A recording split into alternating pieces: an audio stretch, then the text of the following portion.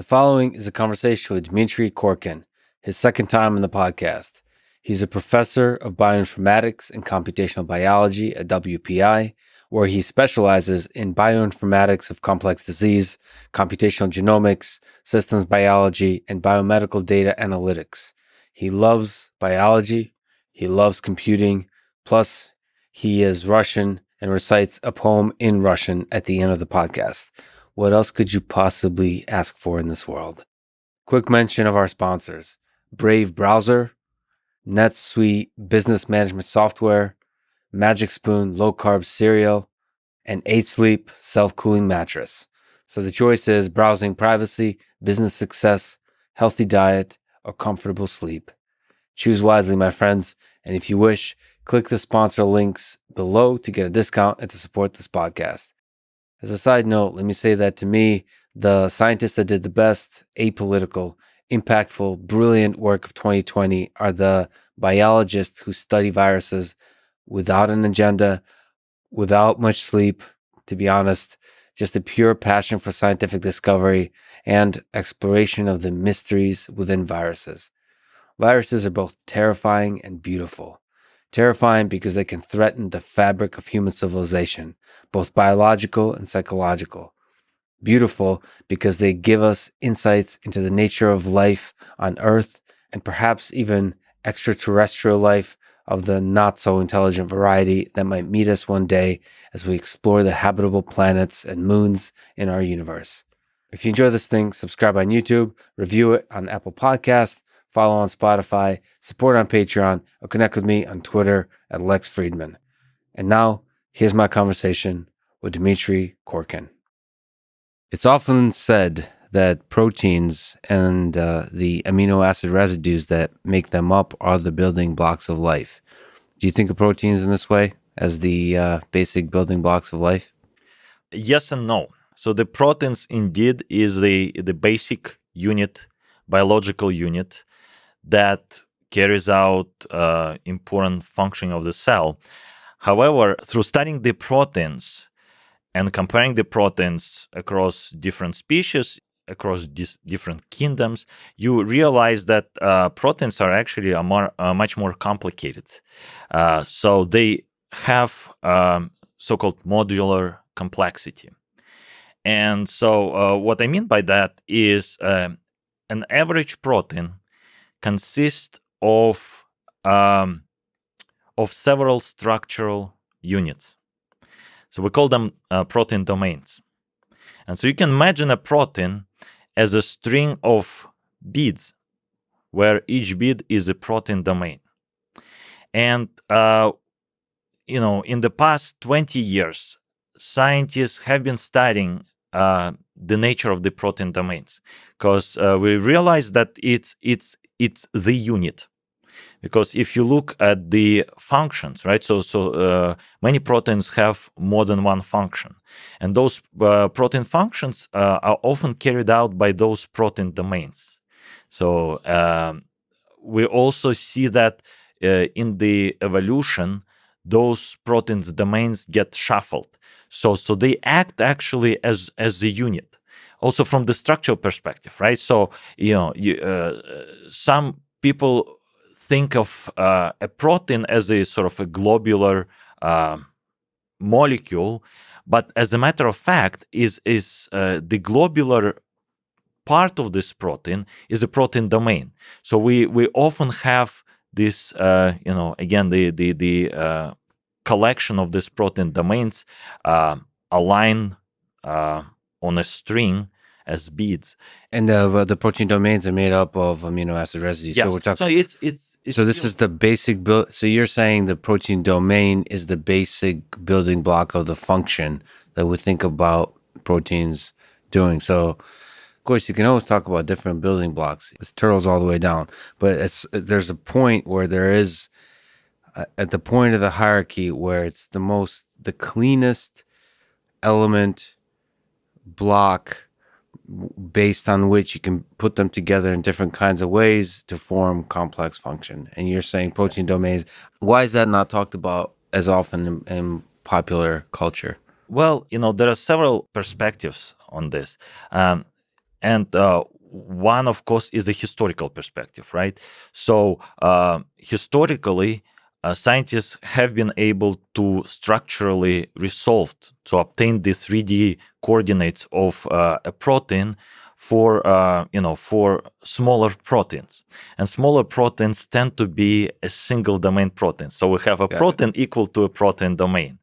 And so because of that, the initial suspicion was that the proteins they have globular shapes, and the more of smaller proteins you obtain structurally, the more you became convinced that that's the case. And only later, when we started having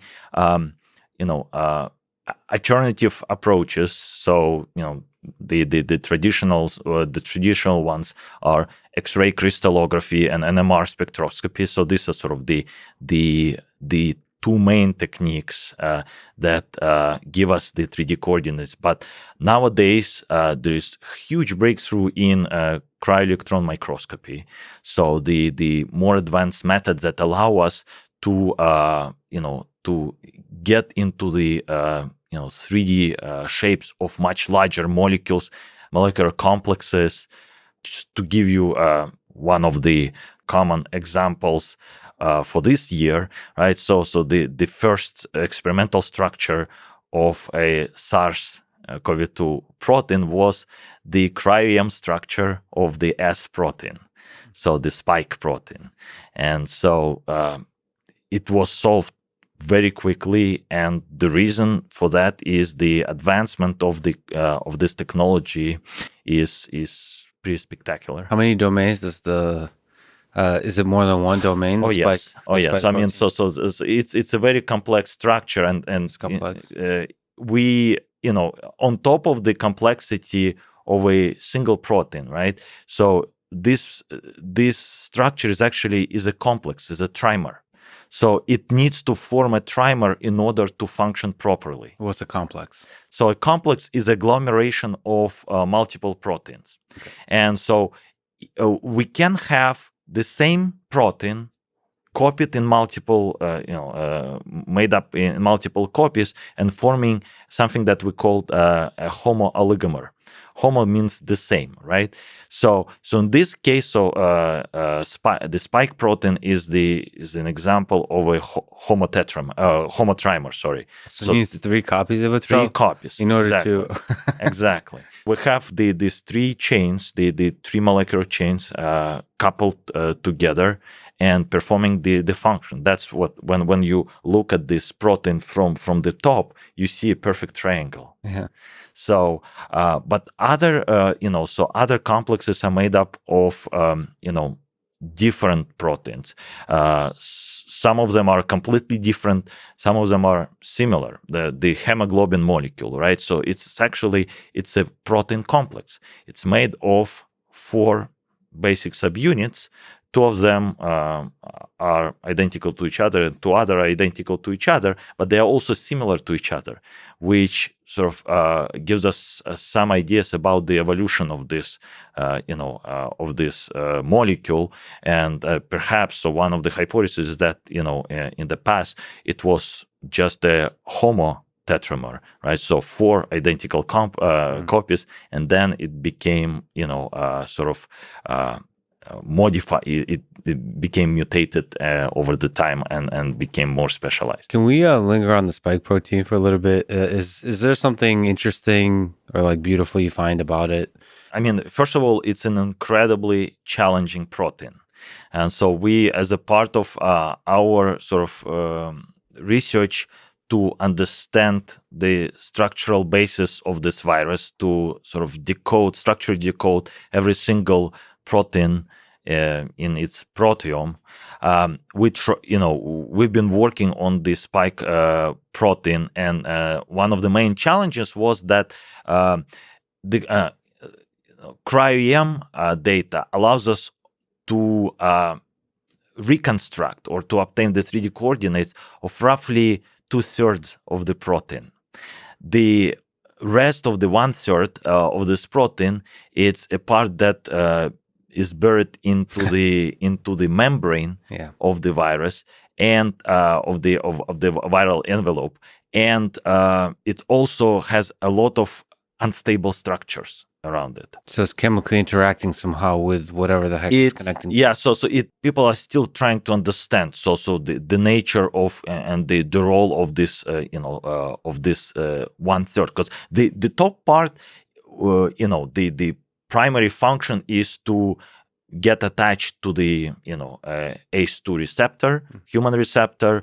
There is also beautiful mechanics of how this thing happens, right? So because there are three different copies of this chains, there are three different domains, right? So we're talking about domains. So this is the receptor binding domains, RBDs, that gets untangled and get ready to get attached to the receptor.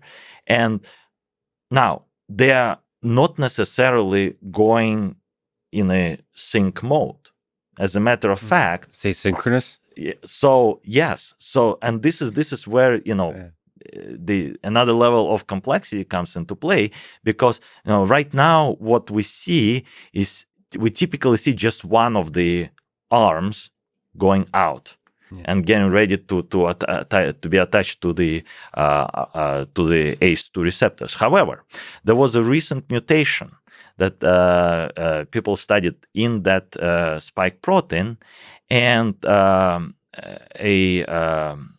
very recently a group from UMass Medical School, we happened to collaborate with groups. So this is a group of Jeremy Lubin and a number of other faculty. They actually solved the mutated structure of the spike, and they showed that actually, because of these mutations, you have more than one arms opening up. And so now, so the frequency of two arms going up increase quite drastically. Oh, interesting. Does that change the dynamics somehow? It potentially can change the dynamics because now you have two possible opportunities to get attached to the ACE2 receptor. It's a very complex molecular process, mechanistic process. But the first step of this process is the attachment of this spike protein, of the spike trimer, to the human ACE2 receptor. So this is a molecule that sits on the surface of the human cell. Yes. And that's essentially what initiates triggers the whole process of encapsulation. If this was dating, this would be the first date. So this is the in a way, yes.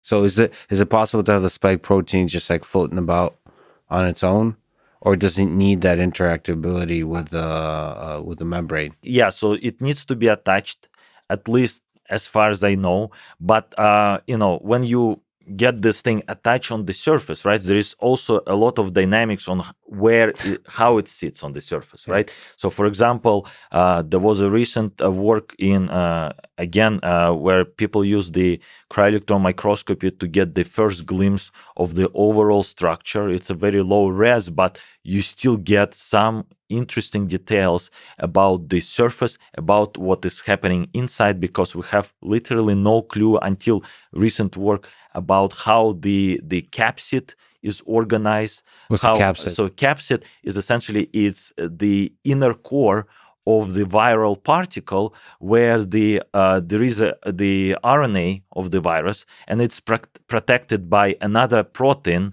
N protein, that essentially acts as a shield. But now we are learning more and more. So it's not just this shield. It's potentially used for the stability of the outer shell of the virus. So it's pretty complicated. And understanding all of this is really useful for trying to figure out, like, developing a vaccine or some kind of drug to attack any aspects of this, right? So there are many different implications to that. First of all, it's important to understand the virus itself, right? So, in order to understand how it acts, what is the overall mechanistic process of this virus replication, of this virus proliferation to the cell, right? So that's one aspect. The other aspect is designing new treatments, right? So one of the possible treatments is designing nanoparticles, and so some nanoparticles that will resemble the viral shape, that would have the spike integrated and essentially would act as a competitor to the real virus by blocking the ACE2 receptors and thus preventing the real virus entering the cell. Now, there are also, there is a very interesting direction in looking at the membrane, at the envelope portion of the protein and attacking its M protein.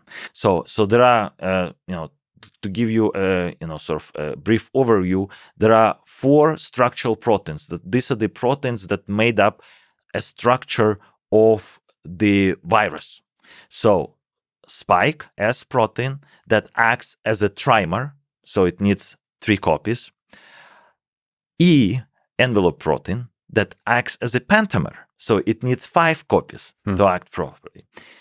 M is a membrane protein, and it forms dimers, and actually it forms beautiful lattice. And this is something that we've been studying, and we are seeing it in simulations. It actually forms a very nice grid, or threads, of different dimers attached next to each other. There's a bunch of copies of each other, and they naturally, when you have a bunch of copies of each other, they form an interesting lattice. Exactly, and if you think about it, right? So this complex, the viral shape needs to be organized somehow, self-organized somehow, right? So it if it was a completely random process, you probably wouldn't have the envelope shell of the ellipsoid shape. You would have something pre-random, right, shape. So there is some regularity in how this how these M dimers get to attach to each other in a very specific directed way. Is that understood at all? It's not understood. We are now, we've been working in the past 6 months since, we met. Actually, this is where we started working on trying to understand the overall structure of the envelope and the key components that made up this, structure. Wait, does the envelope also have the lattice structure or no? So the envelope is essentially the outer shell of the viral particle. The N, the nucleocapsid protein, is something that is inside. Got it. But get that, the N is likely to interact with M. Does it go M and E? Like, where's the E and the So M? so E, those different proteins, they occur in different copies on the viral particle. So E, this pentamer complex, we only have 2 or 3 maybe per each particle. Okay, we have 1,000 or so of M dimers that essentially makes up the entire outer shell. So most of the outer shell is the M dimer and the lipids. M protein. When you say particle, that's the viron, the virus, the individual It's a virus. single element of the virus. It's a single virus. Single virus. Yeah. Right. And we have about roughly 50 to 90 spike trimers.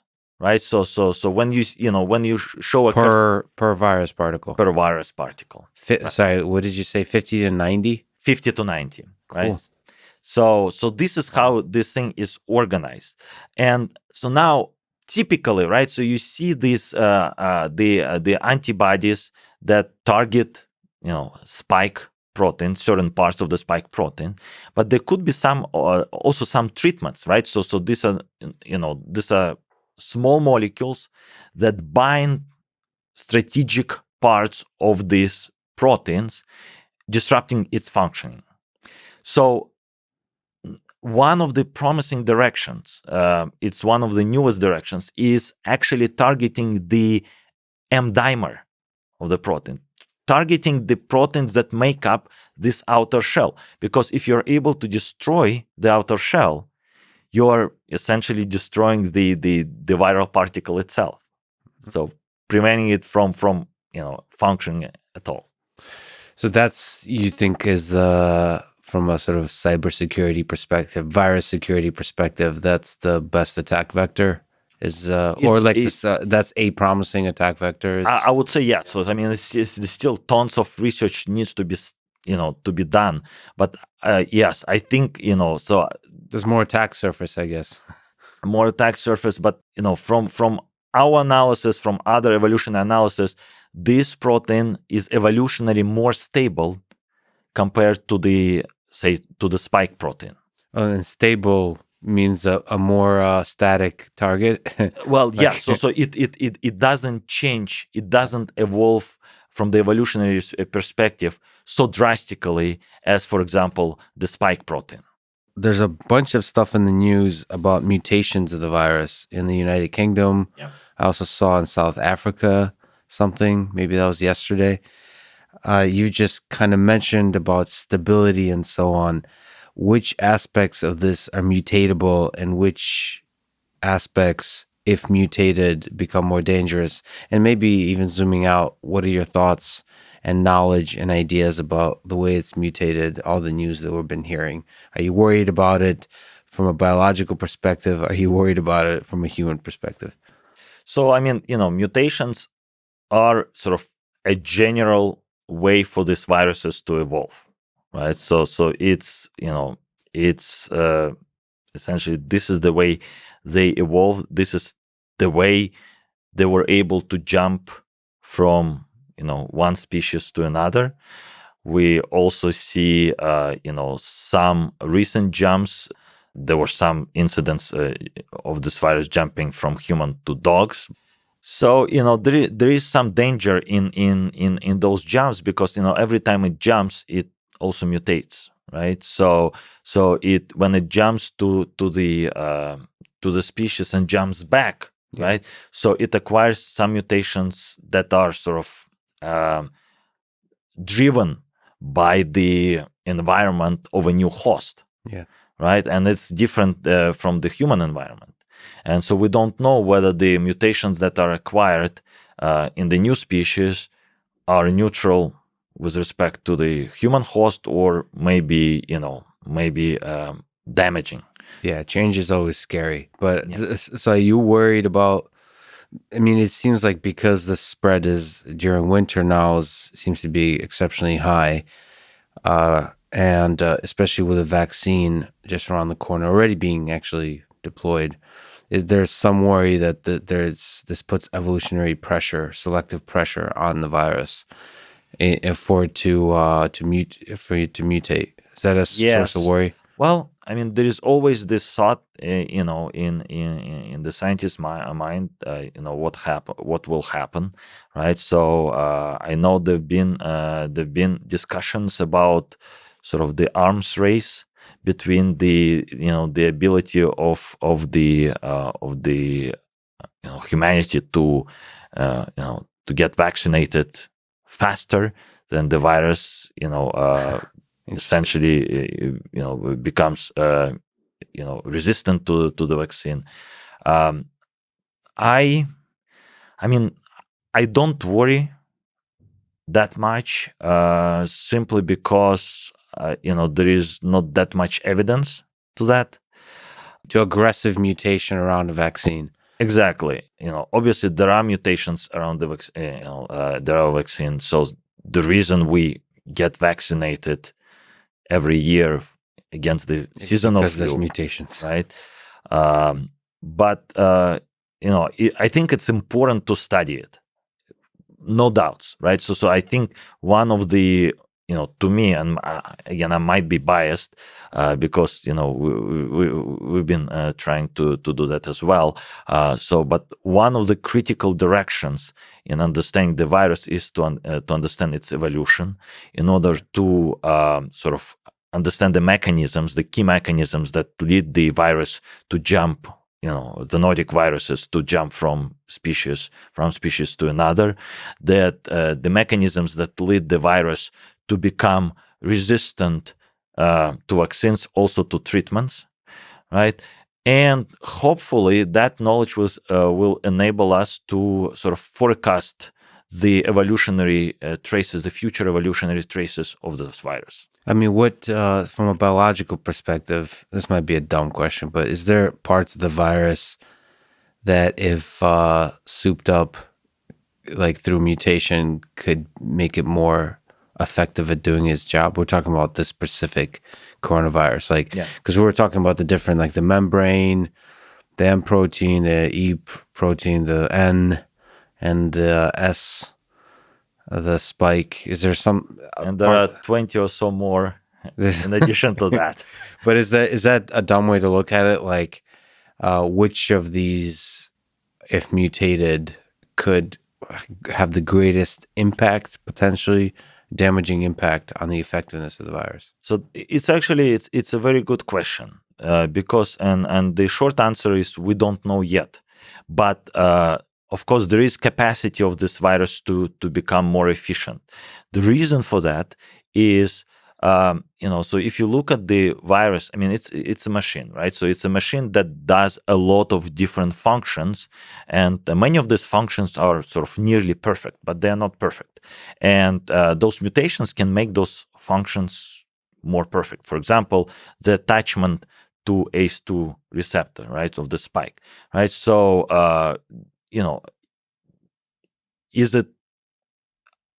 has this virus reached the efficiency in which the attachment is carried out, or there are some mutations that still to be discovered, right? That will make this attachment sort of stronger, or something more, in a way, more efficient from the point of view of this virus functioning. That's sort of the obvious example. But if you look at each of these proteins, I mean, it's there for a reason. It performs certain function. And it could be that certain mutations will, enhance this function. It could be that some mutations will make this function much less efficient, right? So that's also the case. Let's, since we're talking about the evolutionary history of a virus, let's zoom back out and look at the evolution of proteins. I glanced at this 2010 Nature paper on the, quote, ongoing expansion of the protein universe. Yeah. And then, it kind of implies and talks about that proteins started with a common ancestor, which is, kind of interesting. It's interesting to think about, like, even just like the first organic thing that started life on Earth. And from that, there's now, what is it? 3.5 billion years later, there's now millions of proteins, and they're still evolving. And that's, in part, one of the things that you're researching. Is there something interesting to you about the evolution of proteins from this initial ancestor to today? Is there something beautiful, insightful about this long story? So I think, if I were to pick a single keyword about protein evolution, I would pick modularity, something that we talked about in the beginning, and that's the fact that the proteins are no longer considered as as a sequence of letters. There are hierarchical complexities in the way these proteins are organized, and these complexities are actually going beyond the protein sequence. It's actually going all the way back to the gene, to the nucleotide sequence. And so, again, these protein domains, they are not only functional building blocks, they are also evolutionary building blocks. And so what we see in the later stages of evolution, I mean, once these stable structurally and functionally building blocks were discovered, they stay, those domains stay as such. So that's why if you start comparing different proteins, you will see that many of them will have similar fragments. And those fragments will correspond to something that we call protein domain families.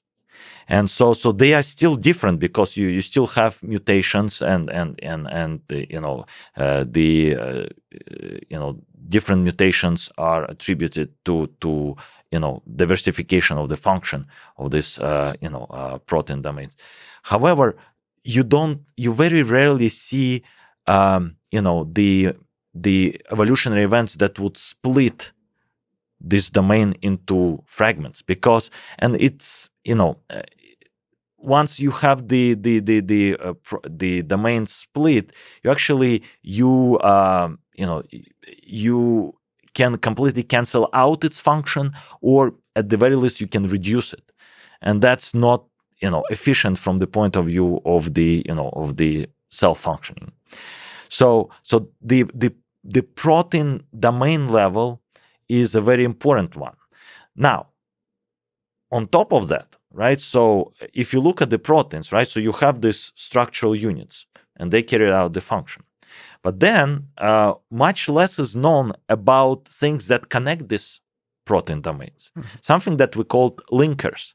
And those linkers are completely flexible, parts of the protein that nevertheless carry out a lot of function. It's like little tails, little heads. So we do have tails, so they call termini, C and N termini. So these are things right on one and another ends of the protein sequence. So they are also very important. So they attributed to very specific interactions between the proteins.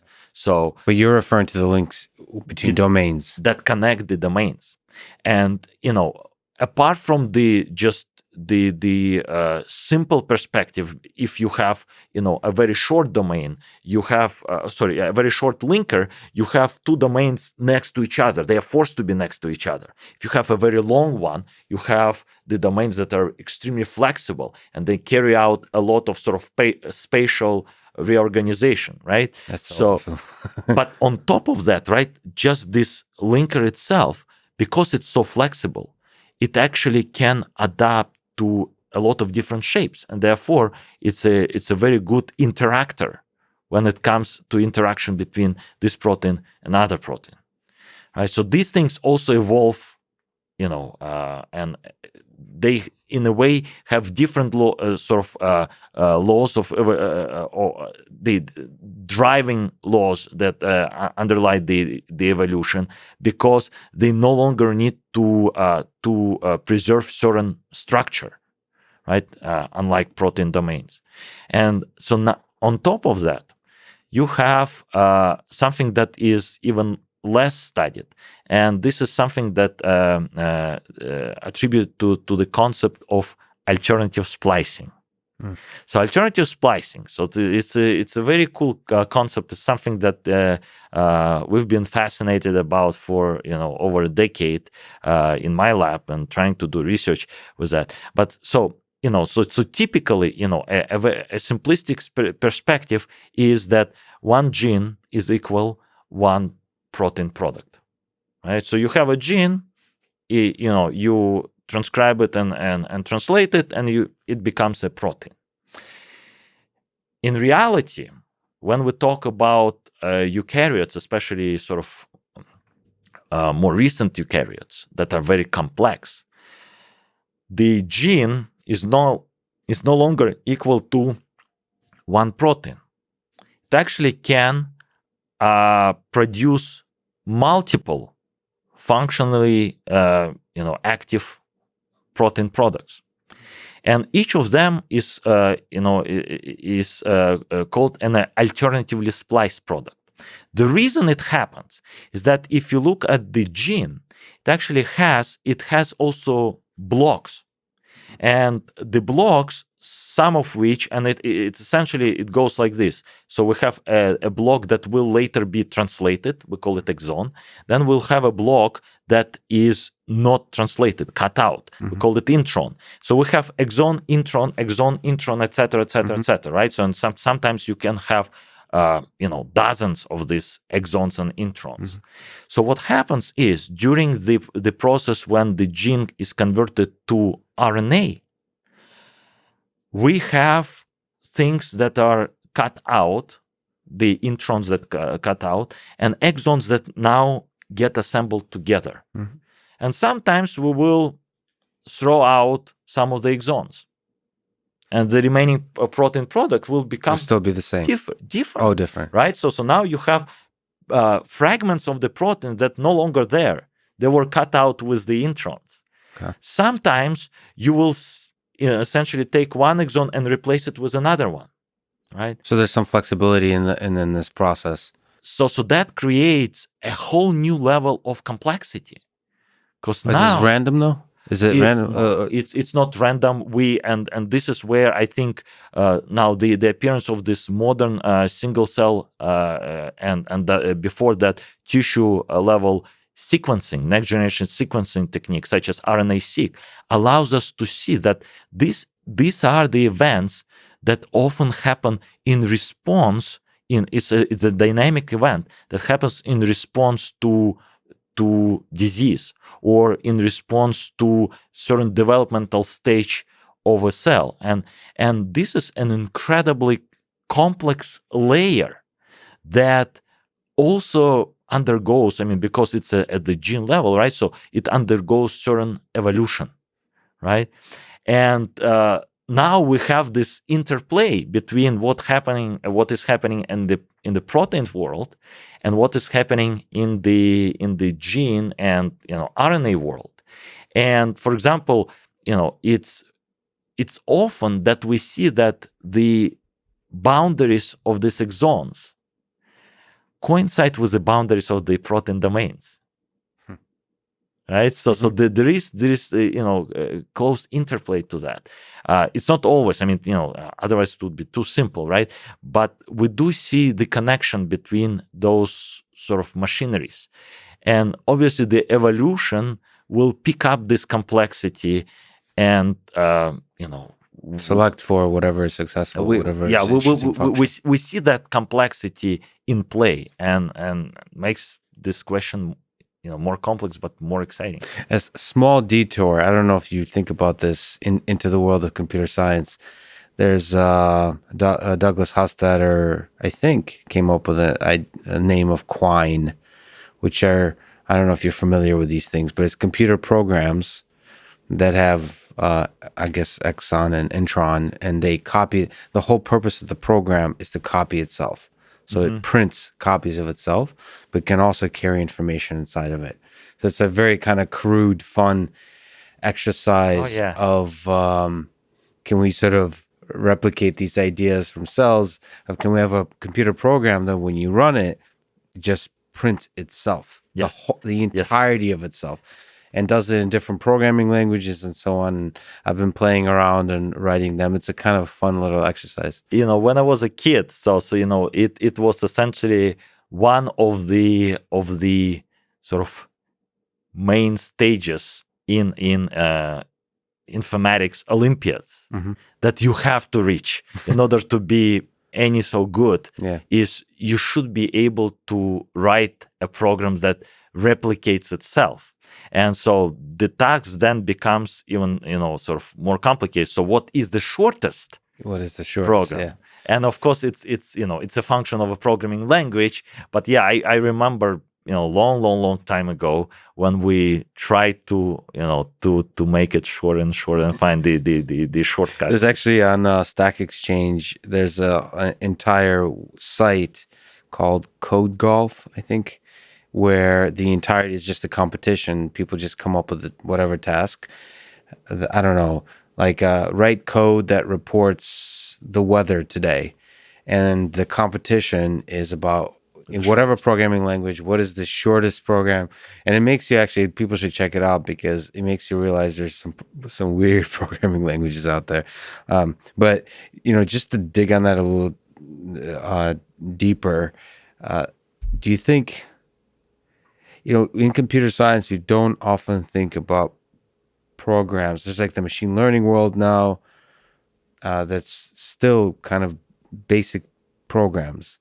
And then there's humans that replicate themselves, right? And there's these mutations and so on. Do you think we'll ever have a world where there's programs that kind of have an evolutionary process? So I'm not talking about evolutionary algorithms, but I'm talking about programs that kind of mate with each other and evolve and like on their own replicate themselves. So this is kind of the idea here is, that's how you can have a runaway thing. So we think about machine learning as a system that gets smarter and smarter and smarter and smarter. At least the machine learning systems of today are like, it's a program that you can like turn off, as opposed to throwing a bunch of little programs out there and letting them like multiply and mate and evolve and replicate. Do you ever think about that kind of world, when we jump from the biological systems that you're looking at to artificial ones? I mean, it's almost like you take the sort of the area of intelligent agents, right? Yes. Which are essentially the independent sort of codes that run and interact and exchange the information, right? So I don't see why not. I mean, I it could be sort of a natural evolution in this area of computer science. I think it's kind of an interesting possibility. It's terrifying too, but I think it's a really powerful tool. Like to have like agents that we have social networks with millions of people and they interact. I think it's interesting to inject into that. There's already injected into that bots, right? But those bots are pretty dumb. They're probably pretty dumb algorithms. It's interesting to think that there might be bots that evolve together with humans, and there's the sea of humans and robots that are operating first in the digital space. And then you can also think, I love the idea. Some people worked, I think at Harvard, at Penn, there's robotics labs that, take as a fundamental task to build a robot that, given extra resources, can build another copy of itself, like in the physical space, which is super difficult to do, but super interesting. Yes. I remember there's like research on robots that can build a bridge. So they make a copy of themselves and they connect themselves. And so it's like self-building bridge based on building blocks. You can imagine like a building that self-assembles. Yes. So it's basically self-assembling structures from robotic parts. But it's interesting to, within that robot, add the ability to mutate and and do all the interesting like little things that you're referring to in evolution, to go from a single origin protein building block to like this weird complexity. And if you think about this, I mean, the bits and pieces are there, so you mentioned the evolutionary algorithm, right? So this is sort of and the maybe sort of the goal is in a way different, right? So the goal is to to essentially to optimize your search, right? So but sort of the ideas are there, so people recognize that that the recombination events lead to global changes in the search trajectories. The mutations event is a more refined step in the search. Then you have other sort of nature-inspired algorithm, right? So one of the reasons that I think it's one of the funnest one is the slime based algorithm, right? So that it's I think the first was introduced by the Japanese group, but where it was able to solve some pretty complex problems. So that's and then I think there are still a lot of things we've yet to borrow from the nature, right? So there are a lot of sort of ideas that nature gets to offer us that it's up to us to grab it and to get the best use of it, including neural networks. We have a very crude inspiration from nature on neural networks. Maybe there's other inspirations to be discovered in the brain or other aspects of the various systems, even like the immune system, the way it interplays. I recently started to understand that the immune system has something to do with the way the brain operates. Like there's multiple things going on in there, which all of which are not modeled in artificial neural networks. And maybe if you throw a little bit of that biological spice in there, you'll come up with something cool. I I'm not sure if you're familiar with the Drake equation. That estimate. I just did a video on it yesterday because I wanted to give my own estimate of it. It's an equation that combines a bunch of factors to estimate how many alien civilizations Oh are yeah, in the galaxy. I've heard about it. Yes. So Yes. one of the interesting parameters, it's like how many stars are born every year, how many planets are on average per star, for this, how many habitable planets are there, Mhm. and then the one that starts being really interesting is the probability that life emerges on a habitable planet. So, like, I don't know if you certainly think a lot about evolution, but do you think about the thing which evolution doesn't describe, which is like the beginning of evolution, the origin of life? I think I put the probability of life developing in a habitable planet at 1%. This is very scientifically rigorous. Okay. What first, at a high level for the Drake equation, what would you put that percent at on Earth? And in general, do you have thoughts about how life might have started? Like the proteins being the first kind of one of the early jumping points. Yeah. So I think back in 2018 there was a very exciting paper published in Nature where they found one of the simplest amino acids, glycine, in a comet dust. Mm. So this is, and I apologize if I don't pronounce. It's a Russian named comet. It's, I think, Chugrumov-Gerasimenko. Mhm. This is the comet and there was this mission to get get close to this comet and get the stardust from its tail. And when scientists analyzed it, they actually found traces of of glycine, which makes up it's one of the basic one of the 20 basic amino acids that makes up proteins, right? So that was That's exciting. very exciting, right? But the question is very interesting, right? So what what if there is some alien life? Is it going to be made of proteins, Yes. right? Or maybe RNAs, right? So we see that the RNA viruses are certainly very well established sort of group of molecular machines, Mhm. right? So yeah, it's a very interesting question. What probability would you put? Like, how hard is this jump? Like, how unlikely just on Earth do you think this whole thing is that we got going?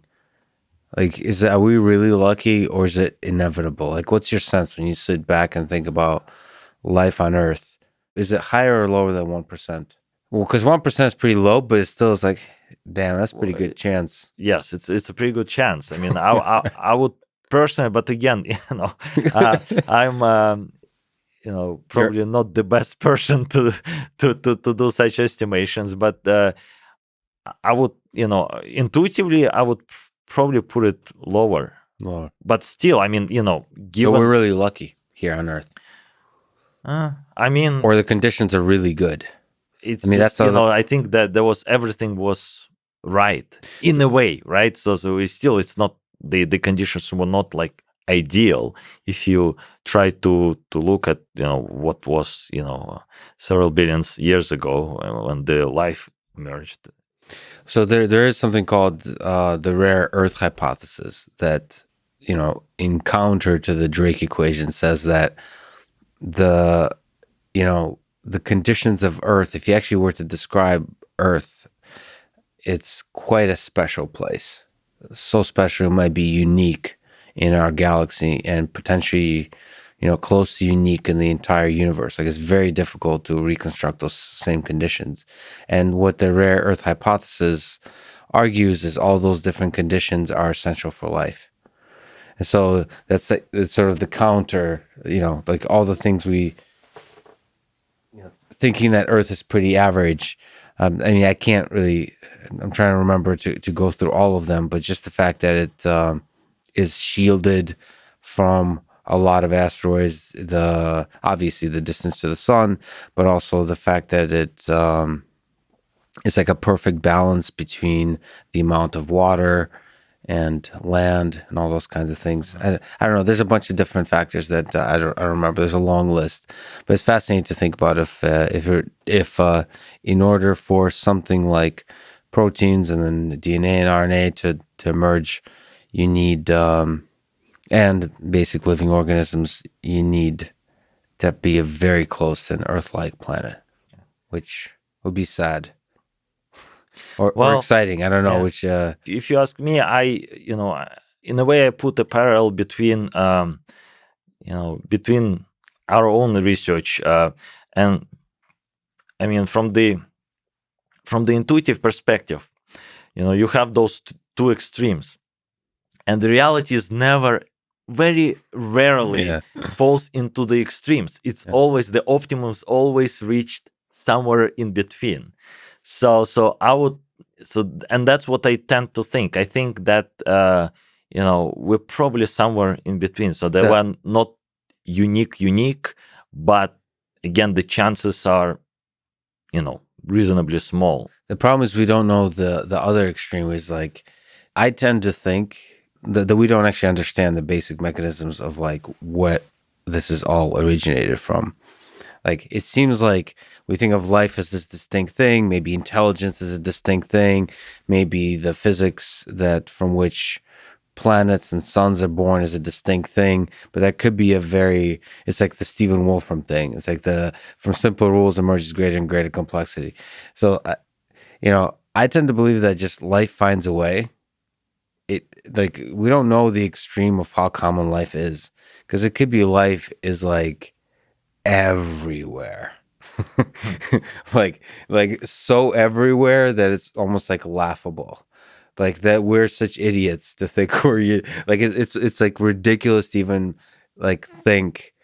It's like ants thinking that their little colony is the unique thing and everything else doesn't exist. I mean, it's also very possible that that's the extreme, and we're just not able to maybe comprehend the nature of that life. I mean, just to stick on alien life for just a brief moment more, there is some signs of life on Venus in gaseous form. There's hope for life on Mars, probably extinct. We're not talking about intelligent life, although that has been in the news recently. We're talking about basic, like, bacteria, protobacteria. Yeah, and then also, I guess there's a couple moons. I guess, Europe. Europa, which is Jupiter's moon. Yep. I think there's another one. Are you, is that exciting or is it terrifying to you that we might find life? Do you hope we find life? I certainly do hope that we find life. I mean, it was very exciting to hear about, this news about the possible life on Venus.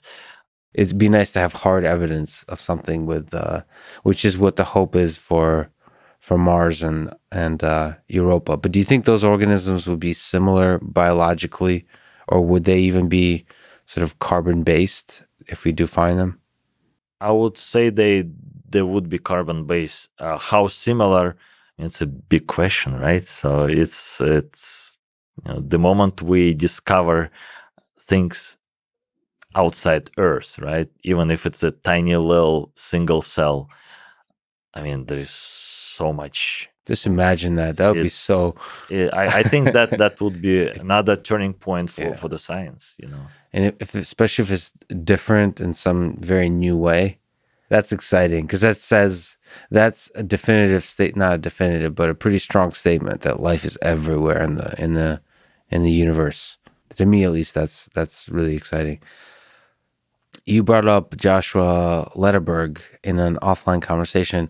I think I'd love to talk to you about AlphaFold, and this might be an interesting way to enter that conversation because so he won the 1958 Nobel Prize in Physiology and Medicine for discovering that bacteria can mate and exchange genes, but he also did a ton of other stuff, like we mentioned, helping NASA find life on Mars, and the Dendrol. Dendrol, the chemical expert systems. Remember those? What do you find interesting about this guy and his ideas about artificial intelligence in general? So I have a kind of personal story to share. So I started my PhD in Canada back in 2000, and so essentially my PhD was so we were developing sort of a new language for symbolic machine learning.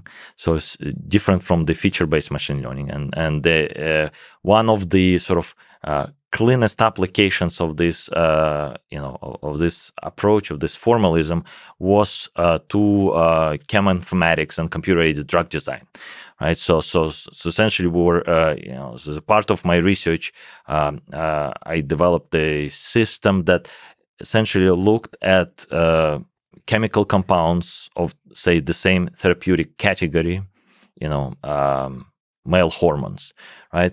And try to figure out the structural fragments that are the structural building blocks that are important, that define this class, versus structural building blocks that are there just because, to complete the structure. But they are not essentially the ones that make up the key chemical properties of this therapeutic category. And for me, it was something new. I was trained as an applied mathematician, as with some machine learning background, but computer-aided drug design was a completely new territory. So because of that, I often find myself asking lots of questions on one of these sort of central forums. Back then, there were no Facebooks or stuff like that. There was What's a forum? It's a forum. It's essentially like a bulletin board. Yeah. Right. On the internet. So you essentially have a bunch of people and you post a question and you get an answer from different people. And back then, this one of the most popular forums was CCL. I think computational chemistry. Not library, but something like that. But CCL, that was the forum, and there I asked a lot of dumb questions. Yes, I asked questions. Also shared some information about our formalism and how we do, and whether whatever we do makes sense. And so I remember that one of these posts. I mean, I still remember. I would call it desperately looking for a chemist advice, something like that, right? And so I posted my question. I explained how my our formalism is, what it does, and what kind of applications I'm planning to do. And and it was in the middle of the night, and I went back to bed, and next morning have a phone call from my advisor, who also looked at this forum. It's like, you won't believe who replied to you, and it's like, who? And he said, well, there is a message to you from Joshua Lederberg. And my reaction was like, who is Joshua Lederberg? Your advisor hung up. So, and essentially, Joshua wrote me that we had conceptually similar ideas in the Dendrol project. You may want to look it up. And we should also, sorry, and it's a side comment, say that even though he won the Nobel Prize at a really young age in 58, but so he was, I think he was 33. Yeah, it's just crazy. Yeah. So anyway, hence in the 90s, responding to young whippersnappers on the CCL forum. Okay. And so back then he was already very senior. I mean, he unfortunately passed away back in 2008. But back in 2001, he was a professor emeritus at Rockefeller University, and that was actually, believe it or not, one of the reasons I decided to join. As a postdoc, the group of Andrei Saleh, who was at Rockefeller University, with the hope that that I could actually have a chance to meet Joshua in person. And I met him very briefly, right? Just because he was walking, there's a little bridge that connects the sort of the research campus with the sort of skyscraper that Rockefeller owns, where postdocs and faculty and graduate students live. And so I met him, and had a very short conversation, but so I started reading about Dendral, and I was amazed. We're talking about 1960, Yeah. right? The ideas were so profound. Well, what's the fundamental ideas of it? The reason to make this is even crazier. so Lederberg wanted to make a system that would help him study the extraterrestrial molecules. Right. So the idea was that, the way you study the extraterrestrial molecules is you do the mass spec analysis. Right. And so the mass spec gives you sort of bits, numbers about, essentially gives you the ideas about the possible fragments or, atoms, and maybe little fragments, pieces of this molecule that make up the molecule. Right. So now you need to sort of decompose this information and to figure out what was the whole before it became fragments, bits and pieces, right? So in order to make this, to have this tool, the idea of Lederberg was to connect chemistry, computer science, and to design this so-called expert system that takes into account, that takes as an input the mass spec data, the database of possible molecules, and essentially try to sort of induce the molecule that would correspond to this spectra. Or, essentially what this project ended up being was that it would provide a list of candidates that then a chemist would look at and make final decision. So, but the original idea, I suppose, is to solve the entirety of this problem automatically. Yes. So he, so he back then he 60s. approached. Yes, believe that. Yeah. It's amazing. I mean, it still blows my mind. That. And this was essentially the origin of the modern bioinformatics, cheminformatics, back in the 60s. Yeah. Right. So that's so every time you deal with projects like this, with the research like this, you just so the power of the intelligence of these people is just overwhelming. Do you think about expert systems? Is there and why they kind of didn't become successful, especially in the space of bioinformatics, where it does seem like there's a lot of expertise in humans, and it's possible to see that a system like this could be made very useful, right, and be built so up. It's actually it's a great question, and this is something. So at my university, I teach artificial intelligence, and we start my first two lectures are on the history of AI, and there we try to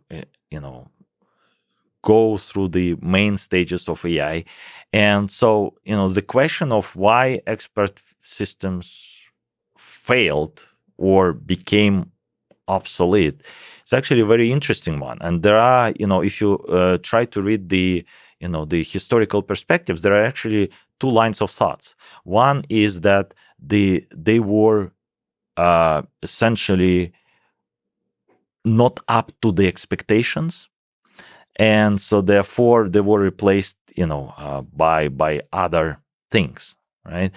The other one was that completely opposite one, that they were too good, and as a result they essentially became sort of a household name, and then essentially they got transformed. I mean, in both cases, sort of the outcome was the same. They evolved into something. Yeah. Right. And that's what That's if I look at this, right? So the modern machine learning, right? So there's echoes in the modern machine learning. I think so because if you think about this, and how we design, the most successful algorithms, including AlphaFold, right? You build in the knowledge about the domain that you study, right? So you build in your expertise. So speaking of AlphaFold, so DeepMind's AlphaFold 2 recently was announced to have quote unquote solved protein folding. How exciting is this to you? It seems to be one of the exciting things that have happened in 2020. It's an incredible accomplishment from the looks of it. What part of it is amazing to you? What part would you say is overhyped or maybe misunderstood? Mm-hmm. It's definitely a very exciting achievement. To give you a little bit of perspective, right? So in bioinformatics, we have several competitions. And so the way, you often hear how those competitions have been explained to to non-bioinformaticians is they call it bioinformatics Olympic Games. And there are several disciplines, right? So the historically one of the first one was the discipline in predicting the protein structure, predicting the 3D coordinates of the protein. But there are some others. So the predicting protein functions, predicting effects of mutations on protein functions, then predicting protein-protein interactions. So the original one was CASP, or critical assessment of protein structure, and typically what happens during these competitions is experimental scientists solve the structures, but don't put them into the protein data bank, which is the centralized database that contains all the 3D coordinates. Instead, they hold it and release protein sequences. And now the challenge of the community is to predict the 3D structures of these proteins and then use the experimentally solved structures to assess which one is the closest one. Right. And this competition, by the way, just a bunch of different tangents. And maybe you can also say what is protein folding. And this competition, CASP competition, has become the gold standard, and that's what was used to say that protein folding was solved. Sorry, just to add a little, just a bunch. So if you could, whenever you say stuff, maybe throw in some of the basics for the folks that might be outside of the field. Anyway, sorry. So the reason it's relevant to our understanding of protein folding is because we've yet to learn how the folding mechanistically works, right? So there are different hypotheses what happens to this fold. For example, there is a hypothesis that the folding happens by, also in the modular fashion, right? So that we have protein domains that get folded independently because their structure is stable, and then the whole protein structure gets formed. But within those domains, we also have so-called secondary structure, the small alpha helices, beta sheets. So these are elements that are structurally stable. And so and the question is, when do they get formed? Because some of the secondary structure elements, you have to have a fragment in the beginning and say the fragment in the middle, right? So you cannot potentially start having the full fold from the get-go, right? So it's still it's still a big enigma. What happens? We know that it's an extremely efficient and stable process, right? So there's this long sequence, and the fold happens really quickly. Exactly. So that's really weird, right? And it happens like the same way almost every time. So, exactly. That's right. really weird. That's freaking weird. That's why it's such an amazing thing. But most importantly, right? So it's so when you see the translation process, right? So when you don't have the whole protein translated, right? It's still being translated, getting out from the ribosome. You already see some structural, fragmentation. So folding starts happening before the whole protein gets produced, right? And so this is obviously one of the biggest questions in modern molecular biology. Not like maybe what happens. Like that's bigger than the question of folding. That's the question of like deeper fundamental idea of folding. Yes, behind folding. Exactly. So so obviously, if we are able to predict the end product of protein folding, we are one step closer to understanding sort of the mechanics of the protein folding, because we can then potentially look and start probing what are the critical parts of this process and what are not so critical parts of this process. So we can start decomposing this, so in a way, this protein structure prediction algorithm can be used as a tool.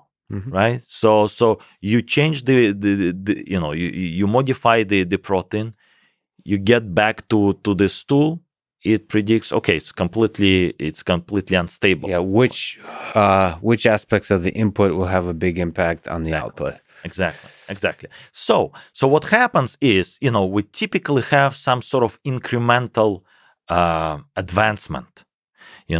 Each stage of this CASP competition, you have groups with incremental advancement, and historically, the top performing groups were, they were not using machine learning. They were using very advanced biophysics combined with bioinformatics, combined with the data mining, and that was that would enable them to obtain protein structures of those proteins that don't have any structurally solved relatives. Because, if we have another protein, say the same protein, but coming from a different species, we could potentially derive some ideas, and that's so-called homology or comparative modeling, where we'll derive some ideas from the previously known structures, and that would help us tremendously in reconstructing the 3D structure overall. But what happens when we don't have these relatives? This is when it becomes really, really hard, right? So that's so-called de novo, de novo protein structure prediction. And in this case, those methods were traditionally very good. But what happened in the last year, the original AlphaFold came into, and all of a sudden, it's much better than everyone else. This is 2018. Yeah. Oh, and the competition is only every 2 years, I think.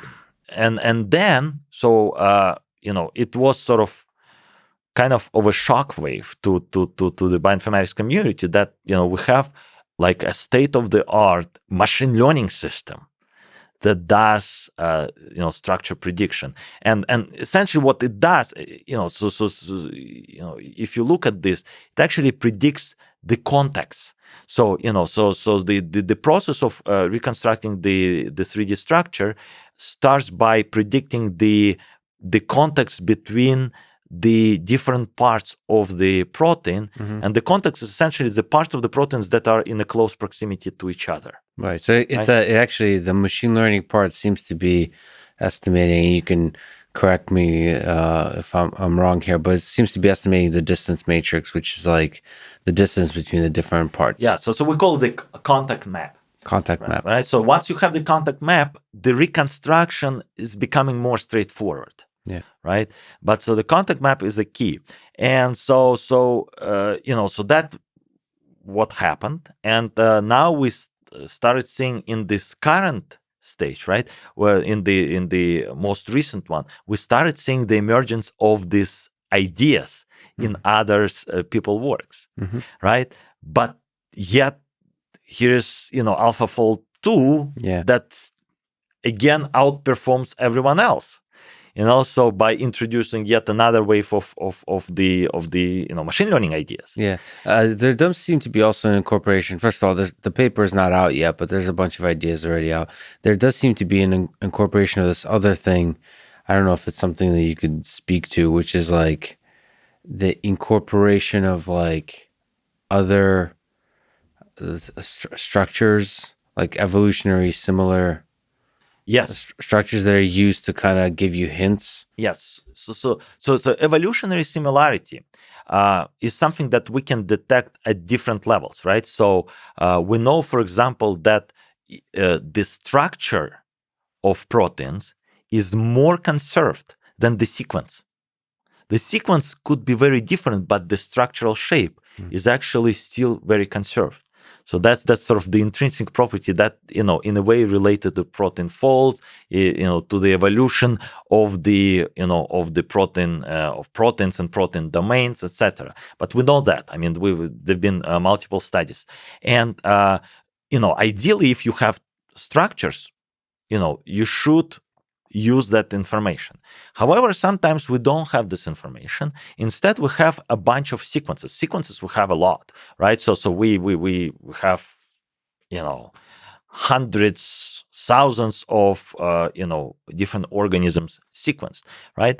And by taking the same protein, but in different organisms, and aligning it, so making it, making the corresponding positions aligned, we can actually say a lot about sort of what is conserved in this protein, and therefore, structurally more stable, what is diverse in these proteins. So on top of that, we could provide sort of the information about the sort of the secondary structure of this protein, et cetera, et cetera. So this information is extremely useful, and it's already there.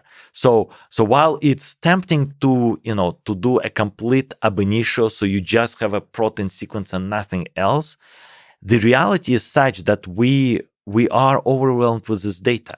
So why not use it? Mm-hmm. And so I'm looking forward to reading this paper. It does seem to, like, they've, in the previous version of AlphaFold, they didn't. For the evolutionary similarity thing, they didn't use machine learning for that, or they used it as like the input to the entirety of the neural net, like the features derived from the similarity. It seems like there's some kind of quote unquote iterative thing where it seems to be part of the learning process is the incorporation of this evolutionary similarity. Yeah, I don't think there is a bioarchive paper, right? There's nothing. No, there's nothing. Yeah, there's a blog post that's written by a marketing team, essentially. Yeah. Which, it has some scientific similarity probably to the actual methodology used, but it could be, it's like interpreting scripture. It could be just poetic interpretations of the actual work as opposed to direct connection to the work. Yeah. So now, speaking about protein folding, right? So in order to answer the question whether or not we have solved this, right? Yeah. So we need to go back to the beginning of our conversation, with the realization that an average protein is that typically what the CASP has been focusing on is this computation has been focusing on the single, maybe two domain proteins that are still very compact, and even those ones are extremely challenging to solve, right? But now we talk about an average protein that has 2-3 protein domains. If you look at the proteins that are in charge of the of the process with the neural system, right? Perhaps one of the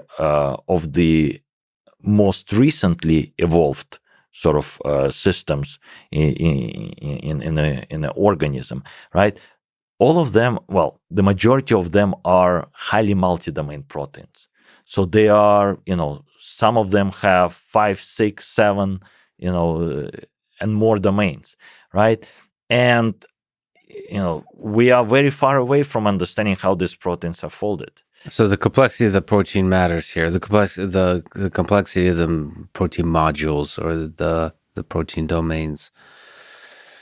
Yes. So you're saying solved. So the definition of solved here is particularly the cast competition, achieving human level, not human level, achieving experimental level performance on these particular sets of proteins that have been used in these competitions. Well, I mean, I do think that especially with regards to the AlphaFold, it is able to to solve, at the near experimental level, a pretty big majority of the more compact proteins, or protein domains. Because again, in order to understand how the overall protein, multi-domain protein fold, we do need to understand the structure of its individual domains. I mean, unlike if you look at AlphaZero or like even Mu0, if you look at that work, it's nice. Reinforcement learning, self-play mechanisms are nice because it's all in simulation, so you can learn from just huge amounts. Like you don't need data. Like the problem with proteins, like the size, I forget how many 3D structures have been mapped, but the training data is very small, no matter what. It's like millions, maybe a 1 or 2 million, something like that. But it's some very small number. But like, it doesn't seem like that's scalable. There has to be, I don't know, it feels like you want to somehow 10x the data or 100x the data somehow.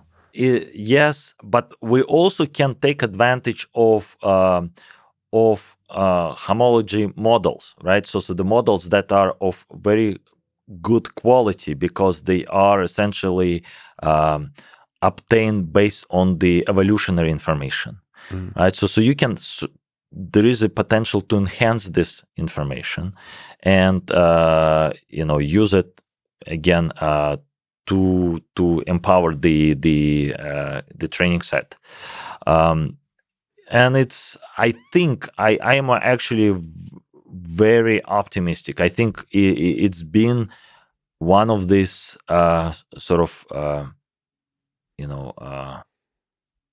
churning events where you have a system that is, a machine learning system that is truly better than the more conventional biophysics based methods. That's a huge leap. This is one of those fun questions, but where would you put it in the ranking of the greatest breakthroughs in artificial intelligence history? So okay, so let's see who's in the running. Maybe you can correct me. So you got like AlphaZero and AlphaGo beating the world champion at the game of Go. Thought to be impossible like 20 years ago. Or at least the AI community was highly skeptical. Then you got like also Deep Blue original Kasparov. You have deep learning itself, like what would you say, the AlexNet, ImageNet moment. So the first neural network achieving human level performance, that's not true. Achieving like a big leap in performance on the computer vision problem.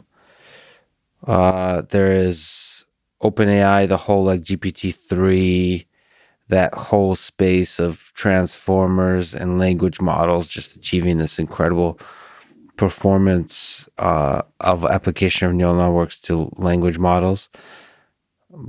Boston Dynamics, pretty cool. Like robotics, even though people are like, "There's no AI."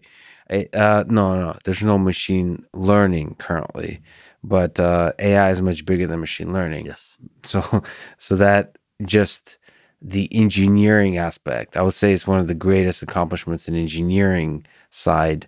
Engineering meaning like mechanical engineering of robotics ever. Then, of course, autonomous vehicles. You can argue for Waymo, which is like the Google self-driving car, or you can argue for Tesla, which is like actually being used by hundreds of thousands of people on the road today, machine learning system. And I don't know if you can, what else is there? But I think that's it. So, and then AlphaFold, many people are saying is up there, potentially number one. Would you put them at number one? Well, in terms of the impact on the science and on the society beyond, it's definitely, to me would be one of the, Top big, three. What you maybe. want? I mean, I'm probably not the best person to answer that, but Yeah. I do have, I remember my, back in, I think, 1997, when Deep Blue bet Kasparov. It was, I mean, it was a shock. Yeah. I mean, it was, and I think for the you know for the you know pretty substantial part of the world, that especially people who have some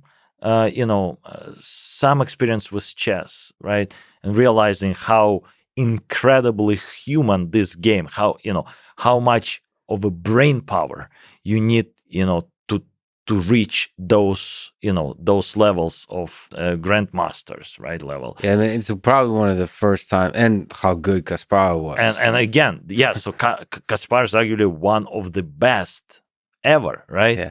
And you get a machine that beats him, right? So it's First time a machine probably beat a human at that scale of a thing, of anything. Yes. So Yeah. that was, to me, that was like, one of the groundbreaking events in the history of AI. Yeah, that's probably number one. That's probably, like, we don't. It's hard to remember. It's like Muhammad Ali versus I don't know, any other, Mike Tyson, something like that. It's like, nah, you got to put Muhammad Ali at number one. Same with Deep Blue, even though it's not machine learning based. Still, it uses advanced search, and search is the integral part of AI, right? So it's not. As you said, people don't think of it that way now. At this moment in vogue, currently, search is not seen as a fundamental aspect of intelligence, but it very likely is.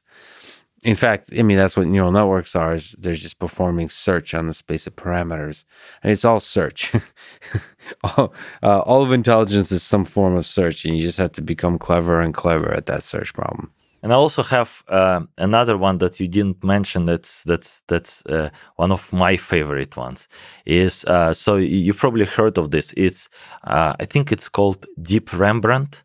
It's the project where they trained. I think there was a collaboration between the sort of the experts in Rembrandt painting in Netherlands and an artificial intelligence group, where they train an algorithm to replicate the style of the Rembrandt, and they actually printed a portrait that never existed before in the style of Rembrandt. They I think they printed it on a sort of on the canvas that, using pretty much same types of paints and stuff.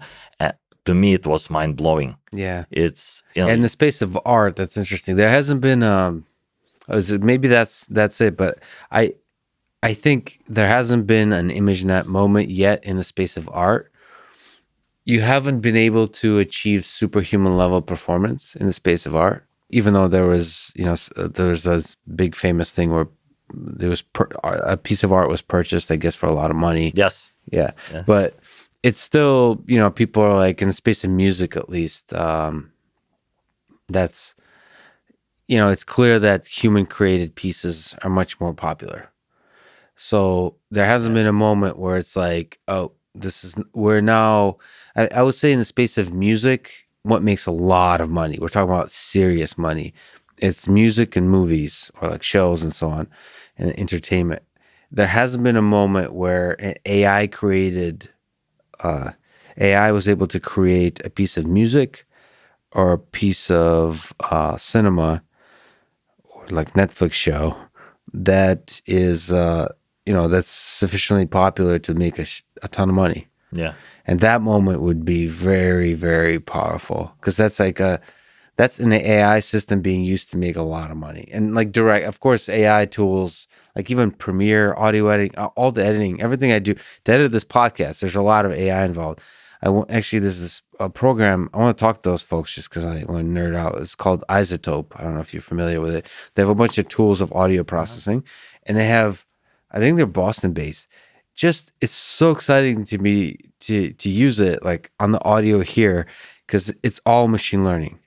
It's not, because most audio production stuff is like any kind of processing you do is very basic signal processing, and you're tuning knobs and so on. They have all of that, of course, but they also have all of this machine learning stuff, like where you actually give it training data. You select parts of the audio you train on, you train on it, and it figures stuff out. It's great. It's able to detect like the ability of it to be able to separate voice and music, for example, or voice and anything, is incredible. Like it's clearly exceptionally good at applying these different neural networks models to separate the different kinds of signals from the audio. Okay, so that's really exciting. Photoshop, Adobe people also use it, but to generate a piece of music that will sell millions, a piece of art, no, I agree, and it's that's I, as I mentioned, I offer my AI class, and an integral part of this is the project, right? So it's my ultimate favorite part, because it typically we have these project presentations the last 2 weeks of the class. It's right before the Christmas break, and it's sort of, it adds this cool excitement. And every time, I mean, I'm amazed, with some projects that people come up with, and so and quite a few of them are actually they have some link to arts. I mean, I think last year we had a group who designed an AI producing hokkus, Japanese poems. Oh wow. So, and some of them, so it got trained on the English based haikus, right? So and some of them, they get to present like the top selection. They were pretty good. I mean, of course, I'm not a specialist, but you read them and you see it seems profound. Yes, it seems reasonable. So it's kind of cool. We also had a couple of projects where people tried to teach AI how to play like rock music, classical music, I think, and popular music. Interestingly enough, classical music was among the most difficult ones. Oh, sure. And of course, if you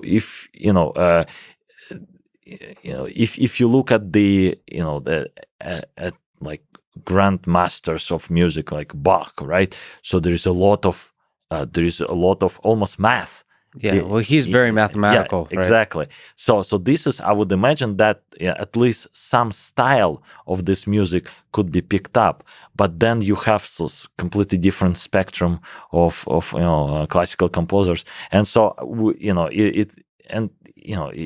it's almost like you don't have to sort of look at the data. You just listen to it and say, nah, that's not it, not yet. That's not it. Yeah, that's how I feel too. There's OpenAI has, I think, Open Muse or something like that. The system, it's cool, but it's like, it's not compelling for some reason. It could be a psychological reason too.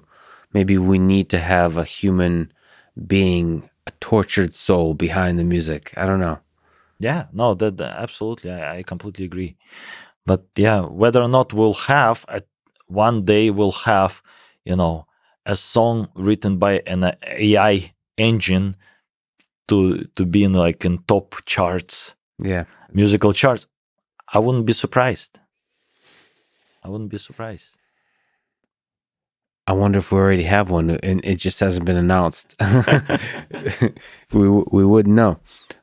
How hard is the multi-protein folding problem? Is that kind of something you've already mentioned, which is baked into this idea of greater and greater complexity of proteins, like multi-domain proteins? Does that basically become multi-protein like complexes? It's yes, you got it right. So it's sort of, it has the components of both of protein folding and protein interactions. because in order for these domains, I mean, many of these proteins actually they never form a stable structure. One of my favorite proteins, and pretty much everyone who works in the I know whom I know who works in the with proteins, they always have their favorite proteins, right? So one Yeah. of my favorite proteins, probably my favorite protein, the one that I worked when I was a postdoc, is so-called postsynaptic density 95 PSD 95 protein. So it's one of the key actors in the majority of neurological processes at the molecular level. So it's and it essentially it's a key player in the postsynaptic density. So this is the crucial part of this synapse where a lot of these key molecular processes are happening. So it has 5 domains, right? So 5 protein domains. It's a pretty large proteins. I think 600 something amino acids. But the way it's organized itself, it's flexible, right? So it acts as a scaffold.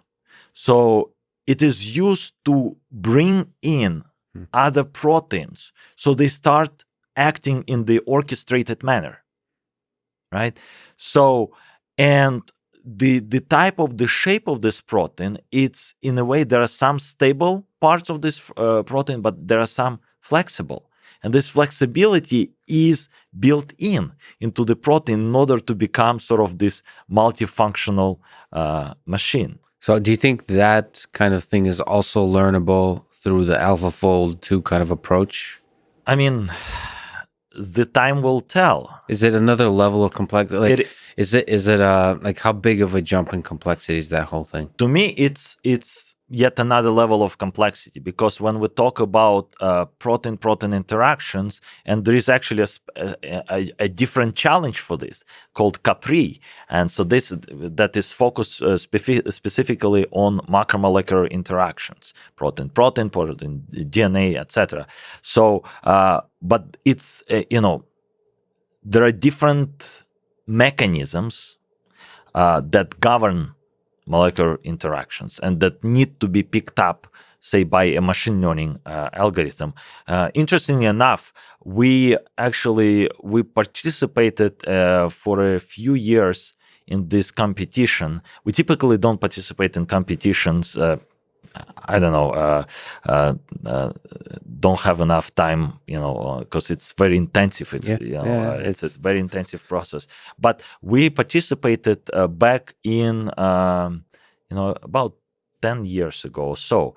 And the way we entered this competition, so we design a scoring function, right? So the function that evaluates whether or not your protein-protein interaction is supposed to look like experimentally solved, right? So the scoring function is very critical part of the model prediction.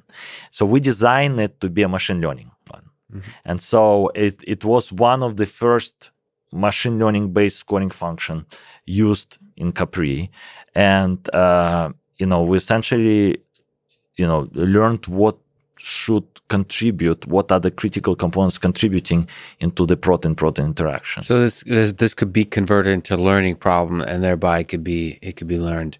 I believe so, yes. Do you think AlphaFold 2 or something similar to it from DeepMind or somebody else will result in a Nobel Prize or multiple Nobel Prizes? So like obviously, or maybe not so obviously, you can't give a Nobel Prize to computer program. You, at least for now, give it to the designers of that program.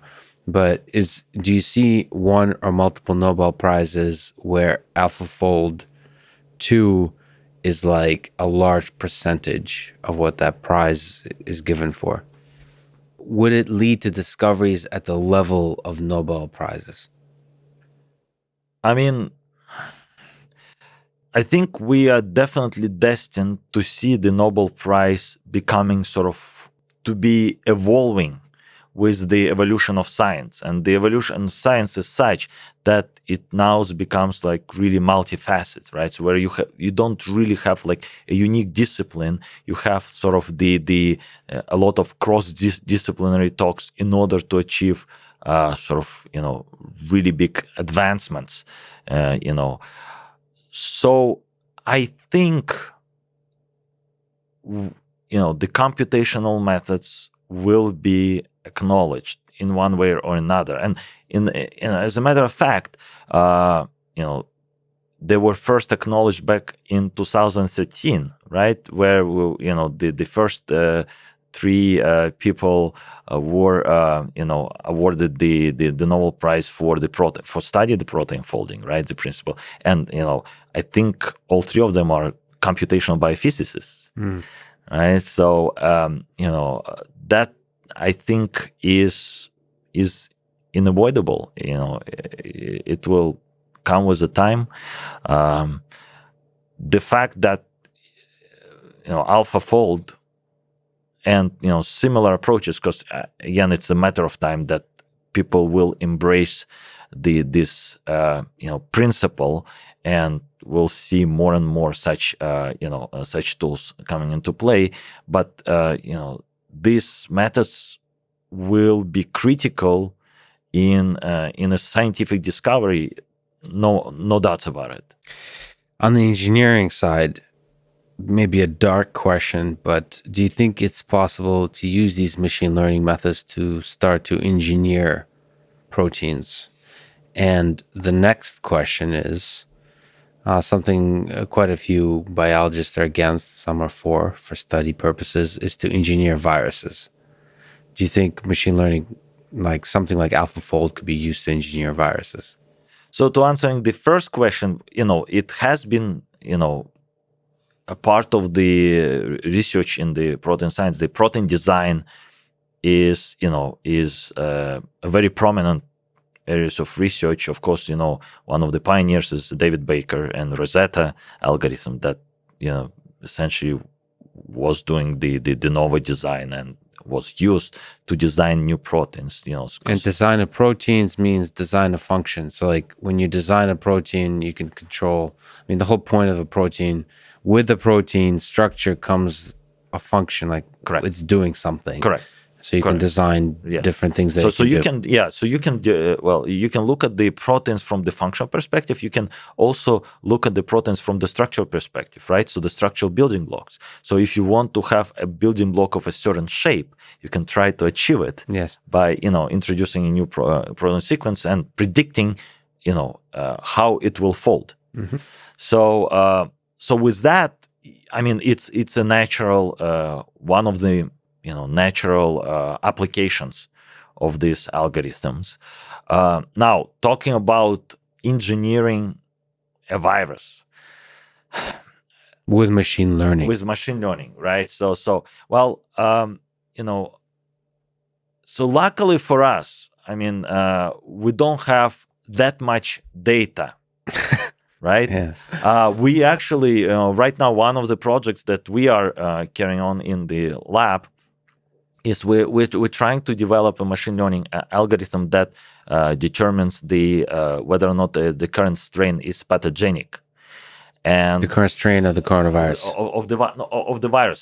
So there are applications to coronaviruses because we have strains of SARS-CoV-2, also SARS-CoV, MERS that are pathogenic, but we also have strains of other coronaviruses that are, not pathogenic. The common cold viruses and some other ones, right? So pathogenic meaning spreading. Pathogenic means actually inflicting damage. Correct.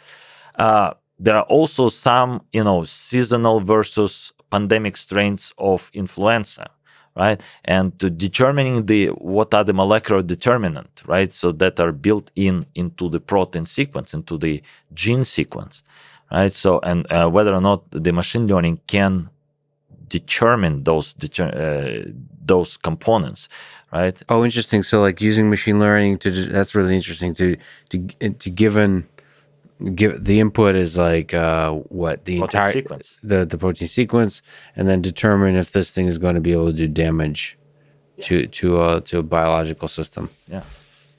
So I It's a mean, good machine learning. You're saying we don't have enough data for that? I mean, for this specific one, we do. We might actually, have to back up on this because we're still in the process. There was one work that appeared in bioRxiv by Eugene Koonin, who is one of these, pioneers in evolutionary genomics. And they tried to look at this, but the methods were sort of standard, supervised learning methods. And now the question is, can you, advance it further by using, not so standard methods. So there's obviously a lot of hope in transfer learning, where you can actually try to transfer the information that the machine learning learns about the proper protein sequences, right? And so there is some promise in going this direction. But if we have this, it would be extremely useful, because then we could essentially forecast the potential mutations that would make a current strain more or less pathogenic. Right? Anticipate them Exactly. from a vaccine development for the treatment, antiviral drug development. That would be a very crucial task. But you could also use that system to then say, how would we potentially modify this virus to make it more pathogenic? That's true. That's true. I mean,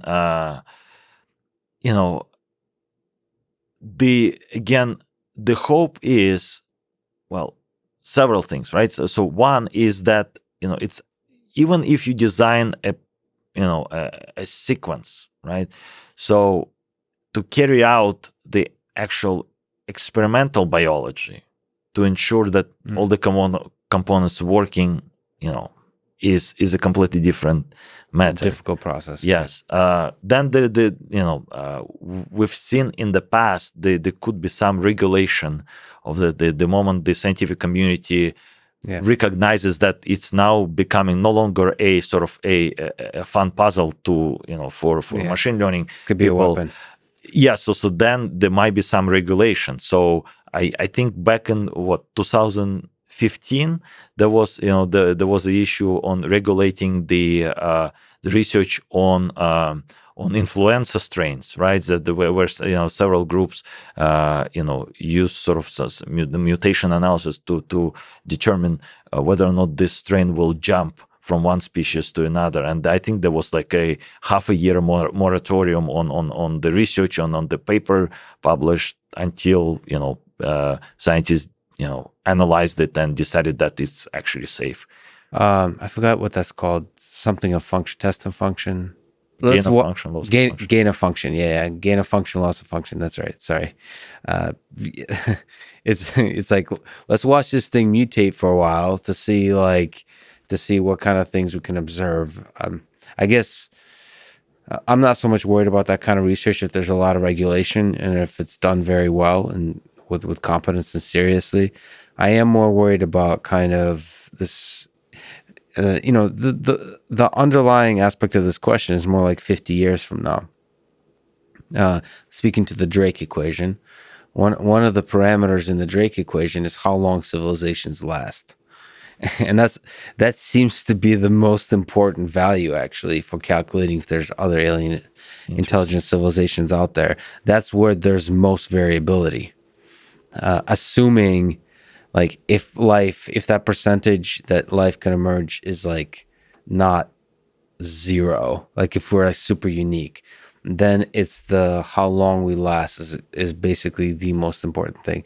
So from a selfish perspective, but also from a Drake equation perspective, I'm worried about our civilization lasting. And you kind of think about all the ways in which machine learning can be used to design greater weapons of destruction, right?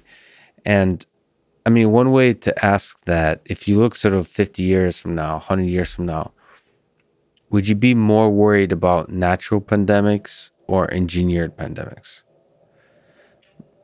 like who's the better designer of viruses, nature or humans? If we look down the line. I think, in my view, I would still be worried about the natural pandemics, simply because, I mean, the capacity of the nature producing Yeah, this it does pretty is, good job, right? yes. And the motivation for using engineering viruses for as a weapon is a weird one because maybe you can correct me on this, but it seems very difficult to target a virus, right? The whole point of a weapon, the way a rocket works, you have a starting point, you have an end point, and you're trying to hit a target. To hit a target with a virus is very difficult. It's basically just right. It's the target would be the human species. Oh man, Yep. yeah. I have a hope in us. I'm forever optimistic that we will not. There's insufficient evil in the world to lead that to that kind of destruction. Well, I also hope that, I mean, that's what we see. I mean, with the way we are getting connected, the world is getting connected. I think it helps for the world to become more transparent. Yeah. So the information spread is, I think it's one of the key things for the society to become more balanced, Yeah, one way or another. this is something that people disagree with me on, but I do think that the kind of secrecy that governments have.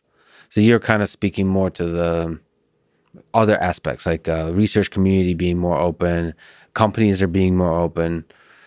Government is still like, we're talking about like military secrets. Yeah. I think military secrets of the kind that could destroy the world will become also a thing of the 20th century. It'll become more and more open.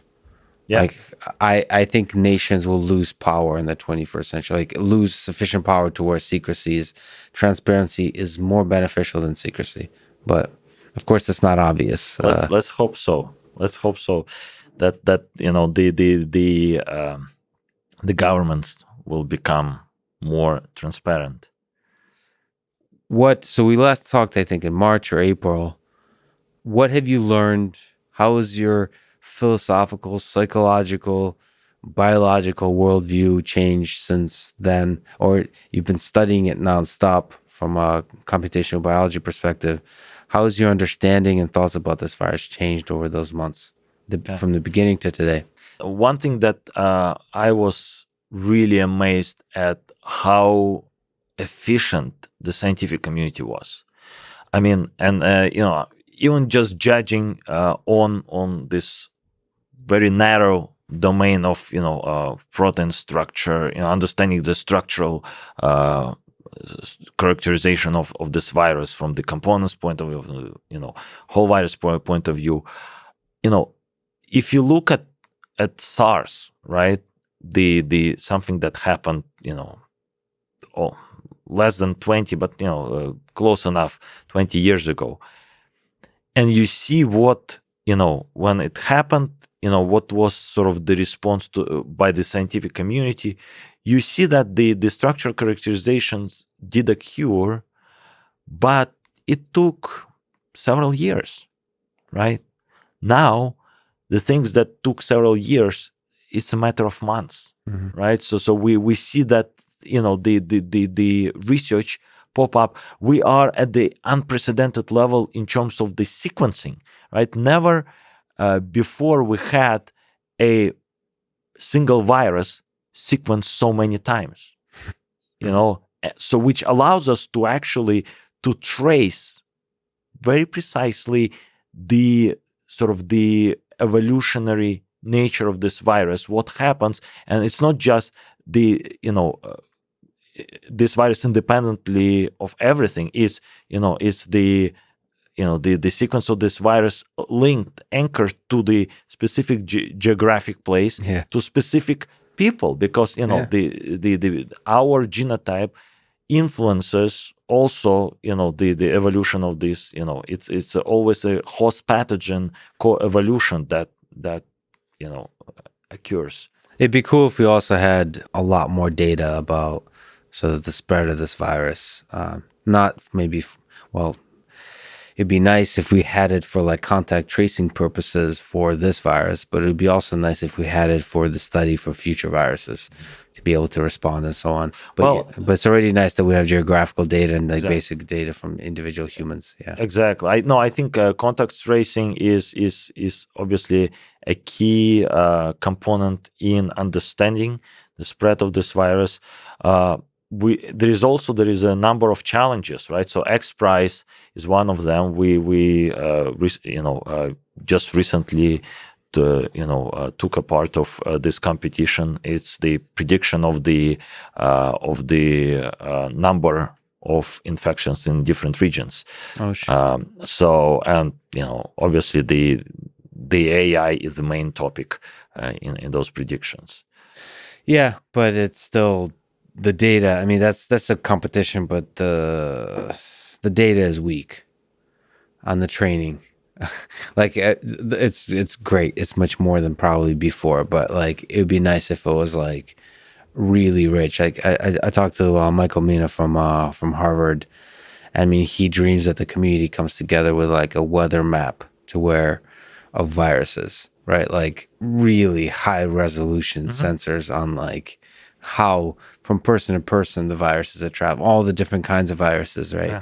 Because there's a ton of them. And then you'd be able to tell the story that you've spoken about of the evolution of these viruses, like day-to-day mutations that are occurring. I mean, that would be fascinating, just from a perspective of study and from the perspective of being able to respond to future pandemics. That's ultimately what I'm worried about. People love books. Is there some 3 or whatever number of books, technical, fiction, philosophical, that brought you joy in life, had an impact on your life, and maybe some that you would recommend others? So I'll give you 3 very different books, and I also have a special runner-up. Honorable mention. I wouldn't. I mean, it's an audiobook, and that's there's some specific reason behind it. Okay. So so the first book is something that sort of impacted my earlier stage of life, and I'm probably not going to be very original here. It's Bulgakov's Master and Margarita. Nice. So that's probably Well, not for a Russian, maybe it's not super original, but it's it's a really powerful book for even in English. So I read it in English. So it is incredibly powerful, and I mean, it's the way it ends, right? So I still have goosebumps when I read the very last sort of it's called prologue, where it's just so powerful. What impact did it have on you? What ideas, what insights did you get from it? I was just taken by by the fact that you have those parallel lives apart from many centuries, right? And somehow they got sort of intertwined into one story. And that's, to me, was fascinating. And of course the romantic part of this book is like it's not just romance, it's like the romance empowered by sort of magic, right? So, and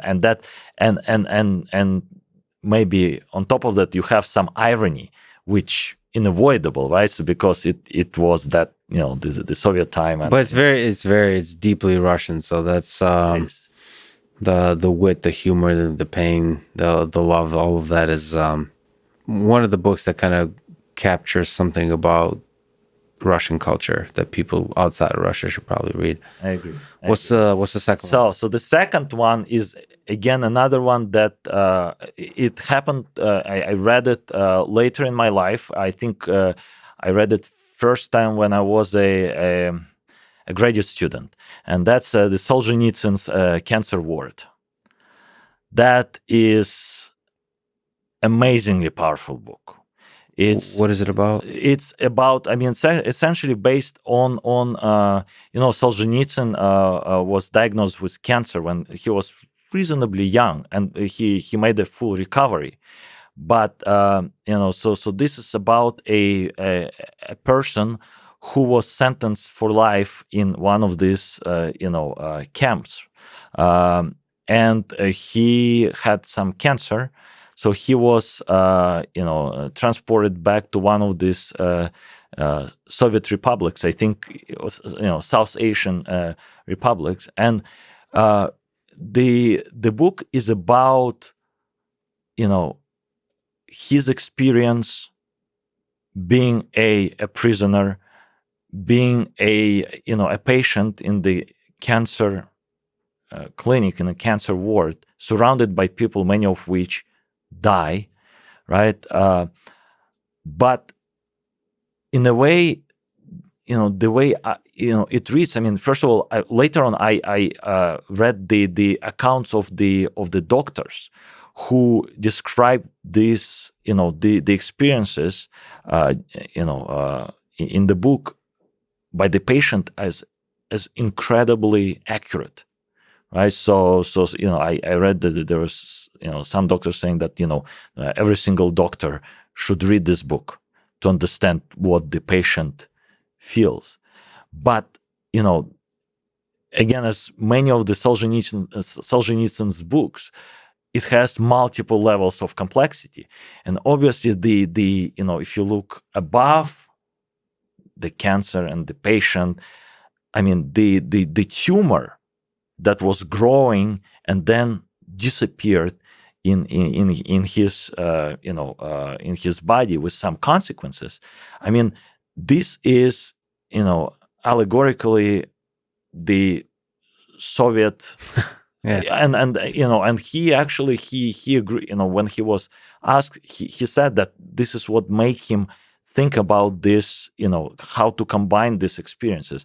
Him being a part of the, of the Soviet regime, also being a part of the, of someone sent to Gulag camp, right? Yeah.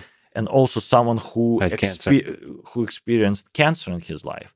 The Gulag Archipelago and this book, these are the works that actually made him, receive a Nobel Prize.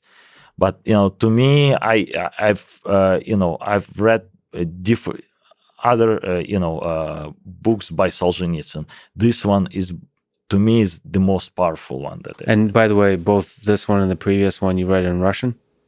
Yes. So now there is the third book is an English book, and it's completely different. So we're switching the gears completely. So this is the book, which it's not even a book; it's an essay by John von Neumann. Oh wow! Called "The Computer and the Brain," and that was the book he was writing, knowing that he was dying of cancer. Wow. So the book was released back. It's a very thin book. Right, but the power, the intellectual power in this book, in this essay, is incredible.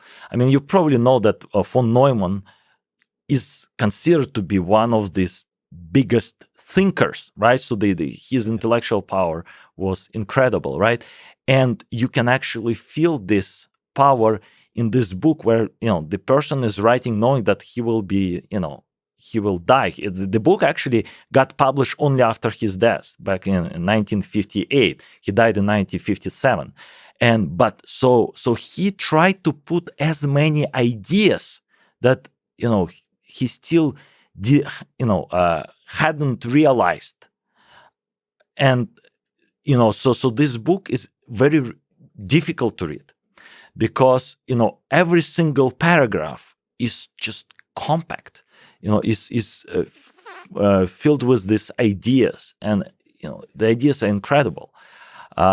Even nowadays, so he tried to put the parallels between the brain computing power, the neural system, and the computers, as they were Do you understood. remember what year he was working on this? Like approximately 57. 57. So that was right during his, when he was diagnosed with cancer, and he was essentially. Yeah, he's one of those. There's a few folks people mention. I think Ed Witten is another that, like, everyone that meets them, they say he's just an intellectual powerhouse. Yes.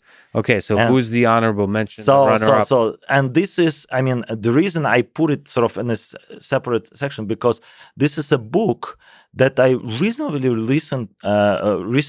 listened to. Mhm. So it's an audio book, and this is a book called Lab Girl Mhm. by Hope Jaron. So Hope Jaron she is a scientist. She's a geochemist Mhm. that essentially studies the fossil plants, and so uses this fossil plant, the chemical analysis to understand what was the climate back in Mm. in thousand years, hundreds of thousands That's years cool. ago. And so something that incredibly touched me by this book, it was narrated by the author, Nice. and it's Excellent. an incredibly personal story. Incredibly. So certain parts of the book, you could actually hear the author crying. And that, to me, I mean, I never experienced anything like this, reading the book, but it was like, the connection between you and the author.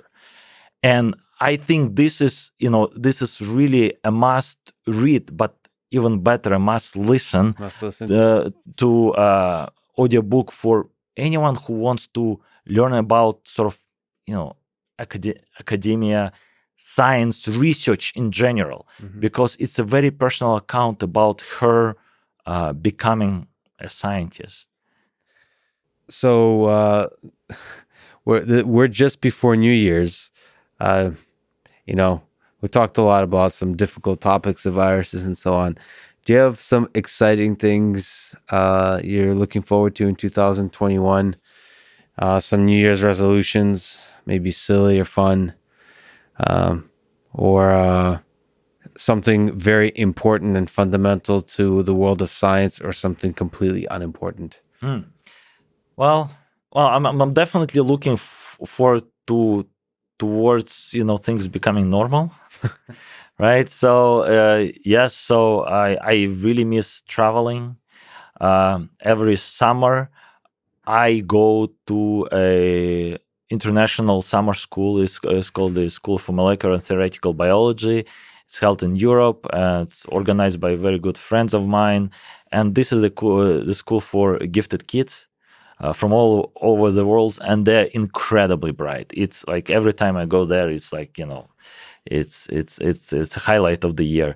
And we couldn't make it this August, so we did this school remotely, but it's different. I am definitely looking forward next August coming there.